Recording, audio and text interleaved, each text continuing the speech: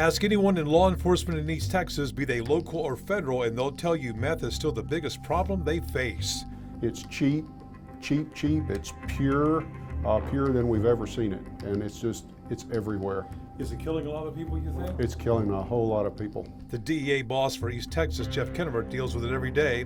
So does Henderson County Sheriff Bodie Hillhouse. Meth is our primary problem here in Henderson County right now. Officers and agents tell us gone are the days of meth labs, even mobile meth labs you saw on Breaking Bad. This is art, Mr. White.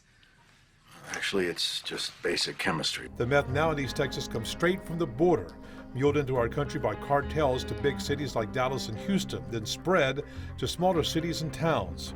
Who needs a dangerous meth lab when you can buy it already made, pure and cheap? We used to see a lot of methamphetamine labs. We don't see those anymore. The cartels has basically taken over the business and dropped the price, lowered the price. And so we're seeing finished products. Case in point, about a month ago, Hillhouse's team, along with the Tyler Police Department, arrested 53-year-old Teresa Michelle Stepp of Chandler right here at this old Oman Road apartment complex in Tyler, with a half a pound of meth, which sells for about $22,000 on the street.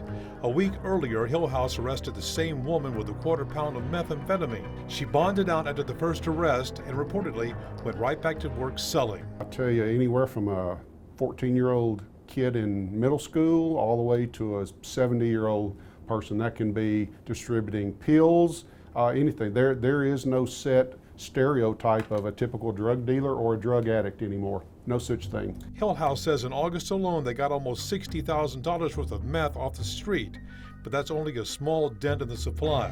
The feds and locals are dealing with some heroin and fentanyl, but meth is still rampant. The sheriff says meth has been the scourge of East Texas long before he got into law enforcement more than 20 years ago. It hasn't changed. He says it's important to shut down drug dealers because where there are dealers, there's crime.